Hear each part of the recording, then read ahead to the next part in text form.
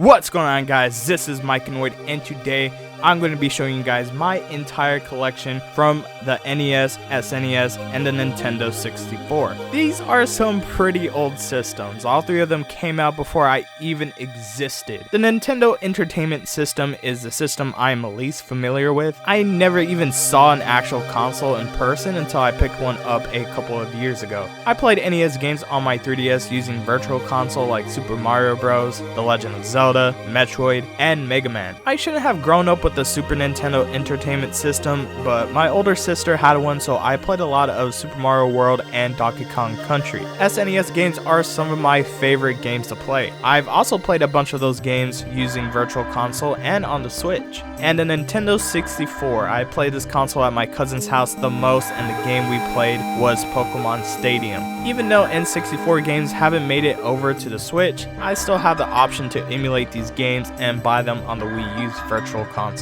With that being said, I still like to collect games, so I managed to get a good amount of games that I would like to talk about. So let's start with the consoles and accessories from each category. I never thought I would own an original NES system. All the games I wanted to play from this library were either on the Switch or easily accessible through emulation, but I came across this console for only $30.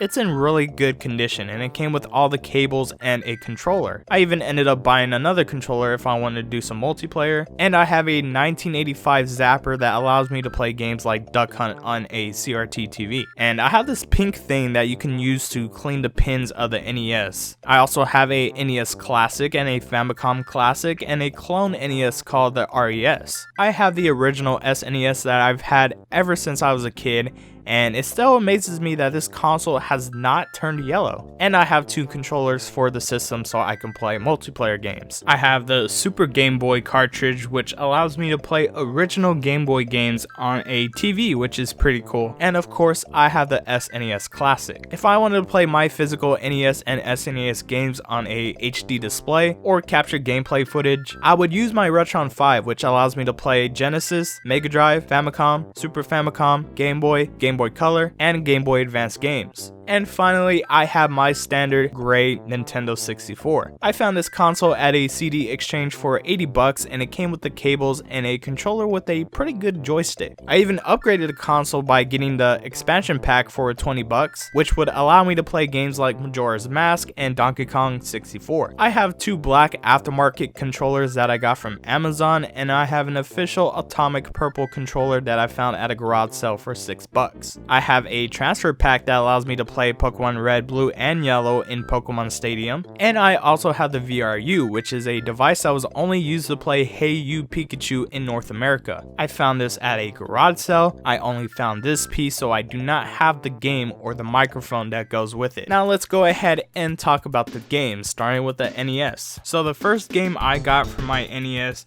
was Super Mario Bros. 3. Now, I played the majority of this game on the Super Mario All-Stars edition, which is playable on the SNES, and it has updated graphics and music. But honestly, this version holds up really well. Not really my preferred version, although it does look really good, and it's pretty cool that I can play this on the original hardware. Now, I probably don't need to go too much into this game. I'm sure it's already well known everywhere, but this is such an amazing platformer. One of my favorite games of all time. If you haven't played this game, you definitely need to try it out. Next game I have is Dr.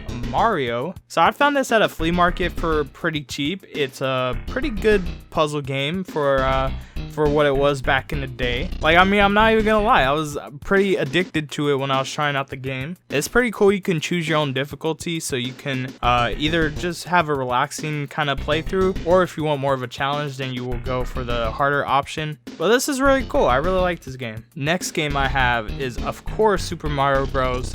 And Duck Hunt. So yeah, I mean, I feel like everyone needs to play Super Mario Bros. At least once in their life. You don't have to get the actual cartridge like I have, because there's so many ways to play this game, and one of the easiest right now is to just play it on the Switch. And yeah, if you're not used to playing games, then the original Super Mario Bros. Will be a little bit tough for you, but for me, it's not bad. It's a pretty easy game to just pick up and play. And then Duck Hunt, I haven't played much of Duck Hunt because that needs to be played on a CRT TV with the zapper, and I've done it a couple times, and I really did like it. It's really cool to have a gun be so precise and shoot these little ducks. So yeah, this is really cool to have, and it was actually pretty cheap. These are like some of the most common NES games out there. And my last NES game is The Legend of Zelda. So yeah, this is the gold cart. As you can see, it's a little bit scuffed up, but the game works. This game is it's not for me. I'll tell you that. It's not for me, man. There's just so many secrets that are just so hard to find. It's not an easy game. I really feel bad for the people who grew up with this game, but obviously it was a different time back then, and I really do see the enjoyment, especially if you go in not knowing much, and you just kind of look around for these secrets. And I know that's what the fun part of this classic Zelda game was back in the day. But yeah, I mean, the game's a little bit too old for me. I did complete it though, but obviously I had to use some walkthroughs to do that. I've been getting into Zelda a little bit more, so this was one of those games that I just wanted to check out. So yeah, I have a very small collection of NES games, so now let's go ahead and look at the SNES games. So this is the first game that I considered to have on an SNES, and this is Super Mario All-Stars plus Super Mario World. These are amazing games. You get Super Mario Bros., Super Mario Bros. 2, Super Mario Bros. Lost Levels, Super Mario Bros. 3, and of course Super Mario World. So I played Super Mario World and Super Mario Bros. 3 the most. This is where I was introduced to Super Mario Bros. 3, and Super Mario World is another amazing must-play game. Super Mario Bros. Lost Levels is it's a really hard game. I could not beat that one when I was a kid. I don't even think I ended up beating Super Mario Bros. 1 or Super Mario Bros. 2. The only games I were able to beat were Super Mario World and Super Mario Bros. 3. So I mean, they were all fun games, but I always went back to Super Mario Bros. 3 and Super Mario World. And of course, the other game I played the most on my SNES is Donkey Kong Country. I think I like Donkey Kong Country more than I like Super Mario World.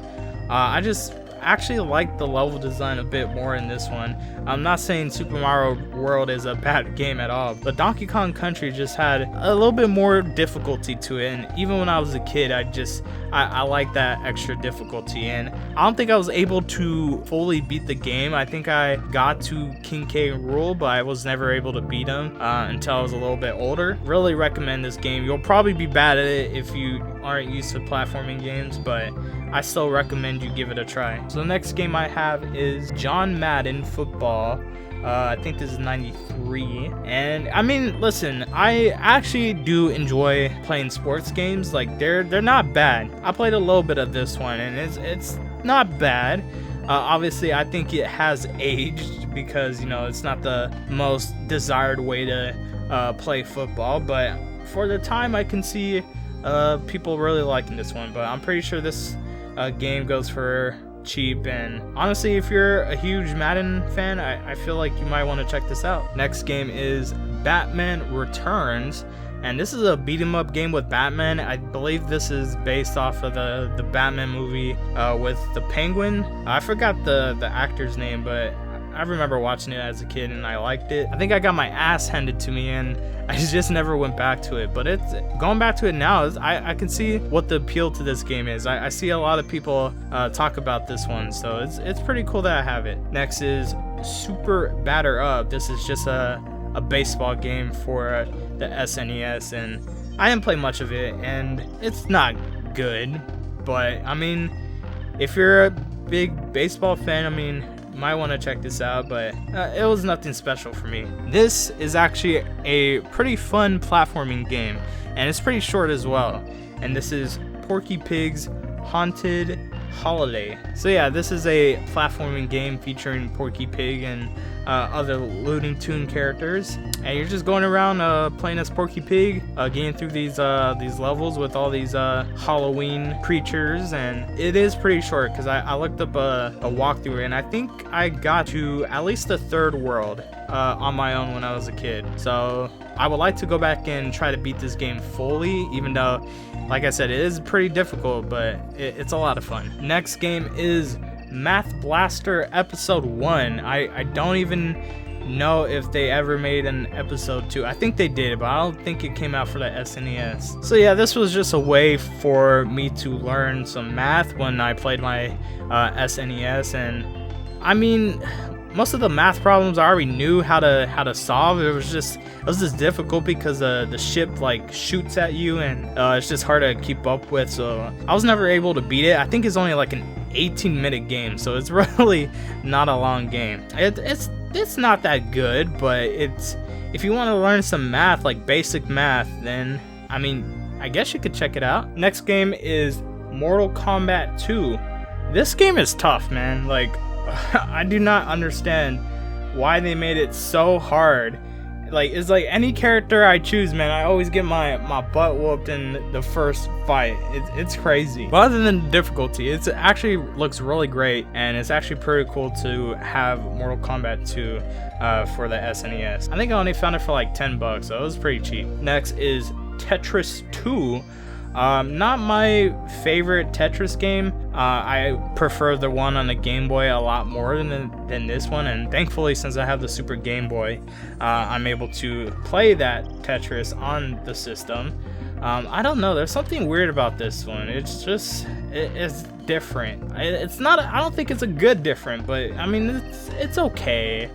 Just like I said, it's not my favorite Tetris of all time. Next up is Star Fox. Now, I played Star Fox 64, and that was fun. This one, I mean, it looks a little bit rough, but I understand this was the first Star Fox game, so it's gonna look a little bit bad, but I mean, it looked cool. I haven't played much of it. I was just, you know, just playing it to make sure it works, and like, it's cool. It's a cool game. Just haven't played much of it, and if you guys play this, let me know if it's worth checking out. I feel like maybe 64 is just more of the must-play Star Fox game out there. Next is Mario is Missing. I do not know exactly what you're supposed to do in this game. I have no idea. I just found this and I thought it'd be like cool. I know it's one of those like obscure games, and it is. It looks weird.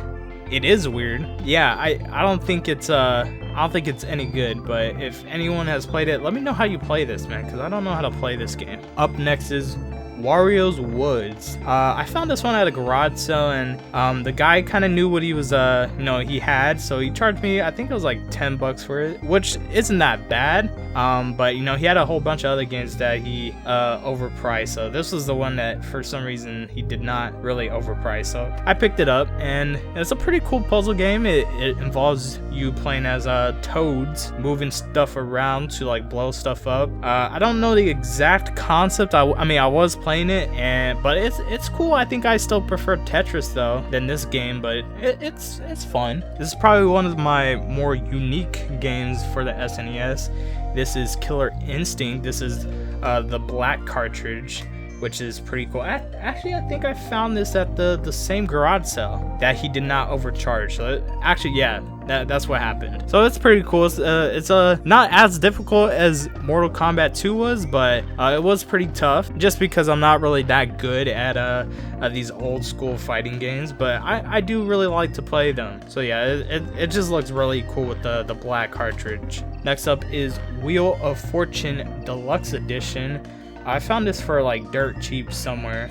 Do not remember exactly where, but I mean, it's a Wheel of Fortune. It's nothing special. And finally, this is actually a recent pickup. I actually got this like this week, and this is Donkey Kong Country 2 Diddy's Kong Quest. So I never played the second or third Donkey Kong Country games when I was a kid. I didn't even know they existed until years later. And the first time I played this game was a couple of weeks ago, and I played it on the Switch using my SNES wireless controller, and the game is really good. It's a lot difficult than the first one, but it's really fun. And I have the Game Boy Advance version of it, but I really wanted to find the SNES version, and I finally did, and I was very happy to get it. I probably won't be playing this specific one, but I just really wanted to have it in my collection. So I have two more SNES games, but what makes them special is that they're still in the box. So the first one that I have in the box is actually Pilot Wings.